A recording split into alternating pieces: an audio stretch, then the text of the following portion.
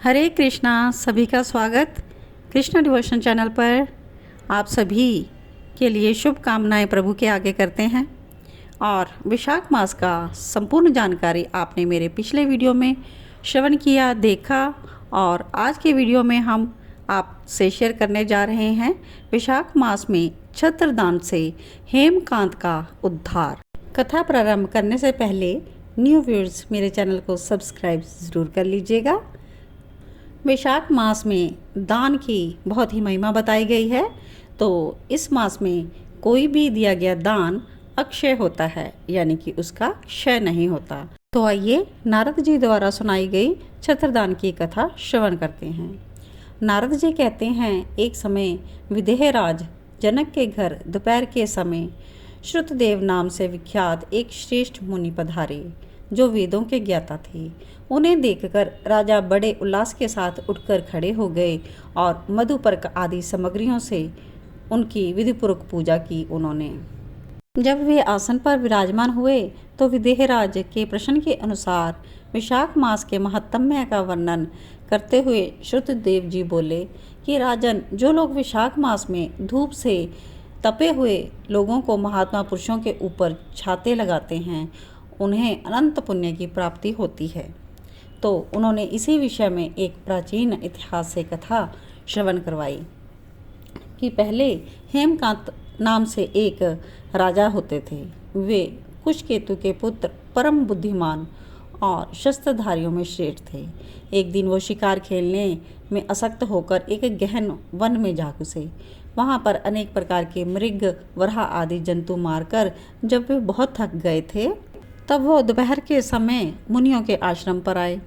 उस समय आश्रम उत्तम व्रत का पालन करने वाले शतर्ची नाम वाले ऋषि समाधि लगाए बैठे हुए थे, जिन्हें बाहर के कार्यों का कुछ भी भान नहीं होता था। उन्हें निश्चल बैठे देखकर राजा को बड़ा क्रोध हुआ और उन्होंने उन महात्माओं को मार डालने का निश्चय किया। तब उन ऋषियों ने 10,000 शिष्यों से राजा को मना करवाते हुए कहा, ओ खोटी बुद्धि वाले नरेश, हमारे गुरु लोग इस समय समाधि में स्थित है। बाहर कहाँ पर क्या हो रहा है ये सब वो नहीं जानते, इसलिए इन पर तुम्हें क्रोध नहीं करना चाहिए। तब राजा ने भी क्रोध से विठल होकर शिष्यों से कहा कि हे ब्राह्मण कुमारों, मैं मार्ग से थका मांदा आया हूँ और तुम लोग मेरा आतिथ्य करो। राजा के ऐसा कहने पर वे शिष्य बोले, हम लोग भिक्षा मांगकर खाने वाले हैं। गुरुजनों ने हमें किसी के आतिथ्य के लिए आज्ञा नहीं दी है। हम लोग सिर्फ गुरु के अधीन हैं, अतः हम तुम्हारा आतिथ्य कैसे कर सकते हैं। शिष्यों का यह कोरा उत्तर पाकर राजा ने क्रोध से धनुष उठाया उन्हें मारने के लिए और इस प्रकार कहा कि मैंने हिंसक जीवों और लुटेरों के भय आदि से जिनकी अनेकों बार रक्षा की है, जो मेरे दिए हुए दानों पर पलते हैं, आज वो मुझे ही सिखाने के लिए चले हैं। ये मुझे नहीं जानते। ये सब लोग बड़े कृतज्ञ और बड़े अभिमानी हैं। इन आतताइयों को मार डालने पर मुझे कोई दोष नहीं लगेगा। ऐसा कहकर वे कुपित हो धनुष से बाण छोड़ने लगे। तो बेचारे शिष्य आश्रम छोड़कर भय से भाग चले। भागने पर भी हेमकांत ने उनका पीछा किया और 300 शिष्यों को मार गिराया। अब शिष्य जब वहाँ से भाग गए तो राजा के जो पाप आत्मा सैनिक थे, बाकी सामग्री को भी उन्होंने लूट लिया। उसके बाद दिन बीतते बीतते राजा सेना के साथ अपनी पुरी में वापस आ गए। तो राजा कुशकेतु जो उनके पिता थे, तो जब उन्होंने अपने पुत्र का यह अन्यायपूर्ण कार्य सुना, तब उसे राज्य करने के अयोग्य जानकर उसकी निंदा करते हुए उससे देश निकाला दे दिया। पिता के त्याग देने पर हेमकांत घने वन में चला गया। वहाँ पर उसने बहुत वर्षों तक वास किया। ब्रह्म हत्या उसका सदा पीछा करती रहती थी, इसलिए यह कहीं भी स्थिरतापूर्वक रह नहीं पाता था। इस प्रकार उस दुष्ट आत्मा के 28 वर्ष व्यतीत हो गए। एक दिन विशाख मास में दोपहर का समय हो रहा था, तो एक महामुनि तीर्थ यात्रा के प्रसंग से उस वन में आए। वे धूप से अत्यंत संतप्त थे और उन्हें तृषा से बहुत पीड़ित थे, इसलिए किसी भी वृक्षहीन प्रदेश में मूर्छित होकर गिर पड़े। तो वहाँ से हेमकांत भी उधर से आ निकला। जब उसने देखा कि मुनि प्यास से पीड़ित है, मूर्छित और थका मांदा है तो उसे बहुत ही दया आई। उन्होंने तुरंत ही पलाश के पत्तों से छत्र बनाकर उनके ऊपर आती हुई धूप का निवारण किया, यानी कि एक छाता सा बना दिया, और उन्होंने अपनी तुम्बी में रखा हुआ जल उनके मुंह में डाला। इस उपचार से मुनि को होश आया और उन्होंने क्षत्रिय के दिए हुए पत्ते के छाते को लेकर अपनी व्याकुलता दूर की। उनकी इंद्रियों में कुछ शक्ति भी आए तो वो धीरे धीरे किसी गांव में पहुंच गए। तो ये एक क्षण का जो पुण्य था उनका, इसके प्रभाव मात्र से ही हेमकांत की 300 जो उन्होंने ब्रह्म हत्याएं की थी वो सभी का सभी उनका पाप नष्ट हो गया। इसी समय पर यमराज के दूत हेमकांत को लेने के लिए वन में आ गए। उन्होंने उसके प्राण लेने के लिए संग्रहणी रोग पैदा कर दिया। उस समय प्राण छूटने की पीड़ा से छटपटाते हुए हेमकांत ने 3 अत्यंत भयंकर यमदूतों को देखा जिनके बाल ऊपर की ओर उठे हुए थे। उस समय अपने कर्मों को याद करके हेमकांत चुप हो गया। छत्रदान के प्रभाव से उसको भगवान विष्णु का स्मरण हुआ। उसके स्मरण करने पर भगवान महाविष्णु ने विश्वसेन से कहा, तुम शीघ्र जाओ और यमदूतों को रोको, हेमकांत की रक्षा करो। अब वह निष्पाप और मेरा भक्त हो गया है।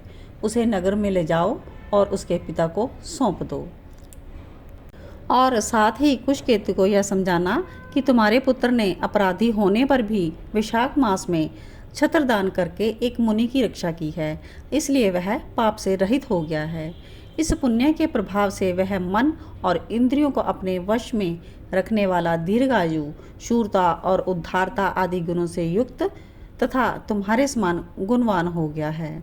इसलिए अपने इस महाबली पुत्र को तुम राज्य का भार संभालने के लिए नियुक्त कर दो। भगवान विष्णु ने तुम्हें ऐसी आज्ञा दी है, ये उनको समझा देना। इस प्रकार राजा को आदेश देकर हेमकांत को उनके अधीन करके यहाँ पर लौट आओ। भगवान विष्णु का आदेश पाकर उनके पार्षद विश्वसेन ने हेमकांत के पास आकर यमदूतों को रोका और अपने कल्याणमय हाथों से उसके सब अंगों में स्पर्श किया। तो भगवत भक्त के स्पर्श से हेमकांत की सारी व्याधि क्षण भर में दूर हो गई और तब विश्वसेन के साथ राजा की पुरी में वो आए। उन्हें आया देखकर महाराज कुशकेतु ने आश्चर्ययुक्त हो भक्तिपूर्वक मस्तक झुकाकर पृथ्वी पर साष्टांग प्रणाम किया और भगवान के पार्षद को अपने घर में प्रवेश कराया और उनका नाना प्रकार के स्तोत्रों से उनकी स्तुति की और उनका पूजन किया। फिर महाबली विश्वसेन ने अत्यंत प्रसन्न होकर राजा को हेमकांत के विषय में जो भगवान विष्णु ने संदेश दिया था वह सुनाया। उसे सुनकर कुशकेतु ने पुत्र को राज्य पर बिठा दिया और स्वयं विश्वसेन को आज्ञा लेकर उन्होंने पत्नी सहित वन को प्रस्थान किया। और विश्वसेन हेमकांत से पूछकर उनकी प्रशंसा करके श्वेत द्वीप में भगवान विष्णु के समीप चले गए। तब से राजा हेमकांत विशाख मास में बताए हुए भगवान की प्रसन्नता को बढ़ाने वाले शुभ धर्मों का प्रतिवर्ष पालन करने लगे। वे ब्राह्मण भक्त, धर्मनिष्ठ, शांत, जितेंद्रिय, सब प्राणियों के प्रति दयालु और संपूर्ण यज्ञों की दीक्षा में स्थित रहकर सब प्रकार की संपदाओं से संपन्न हो गए। इस प्रकार विशाख मास में छत्रदान अतिशय पुण्य प्रदान करने वाला है, पाप रूपी ईंधन को अग्नि की भांति जलाने वाला है, परम सुलभ तथा धर्म, अर्थ, काम, मोक्ष चारों पुरुषार्थों को देने वाला है।